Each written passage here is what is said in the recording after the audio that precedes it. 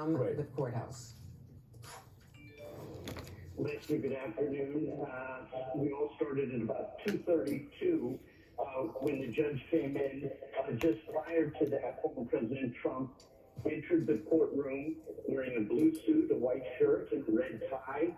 He slowly walked past the reporters seated. He almost sort of ambled his way into the courtroom. He took his seat at the defense table in between his four attorneys. He was seated just in between his attorney, Susan Nichols, and Joe Tacopina.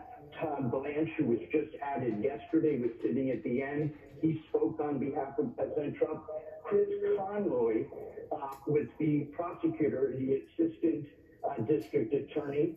He began by saying that there were 34 counts of falsifying business records in the first degree. When he was asked, President Trump firmly said he pleads not guilty. The prosecutors handed over the indictment. They said it was unsealed at 1:30. In describing the indictment, they said that Mr. Trump tried to conceal a conspiracy and undermine the 2016 election, to identify and suppress negative information.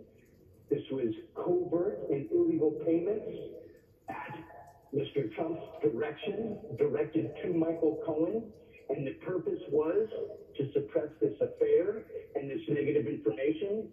He paid Cohen, and in doing so, he falsified those business records. He falsified it as cash.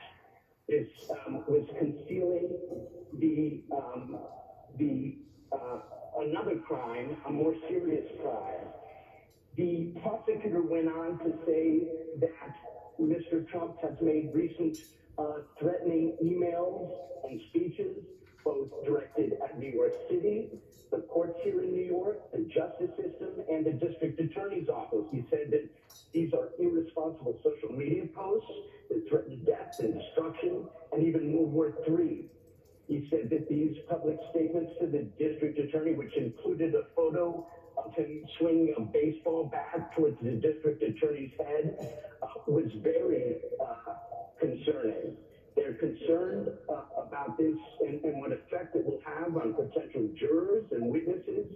But they said that this will not dissuade the office, and they're seeking a protective order regarding discovery materials. They're very concerned that some of the attorneys or some of this may be leaked, or that President Trump himself would use some of that discovery in a way that would compromise the potential trial. They began discussing conditions of release. They talked about how defense attorney Joe Tacopina had communications with Stormy Daniels, and that could present a conflict.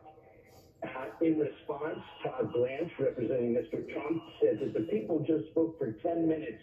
They haven't seen discovery. They talk about Michael Cohen, and Michael Cohen has been standing on the steps of this courthouse revealing all kinds of materials that will be relevant in the trial. Mr. Trump has, sorry, I'm just being moved here. They say that Mr. Trump has responded forcefully and clearly. He's very upset, he's frustrated, and he believes that this is an injustice. The hearing is going on right now. The judge said that he's taking the rhetoric and the language he's using, and he's very concerned about it. Blanche then said, well, this is free speech. He talked about the investigator, Mark Pomerantz, who wrote specifics. I'm going to have to toss it back to you, Lester.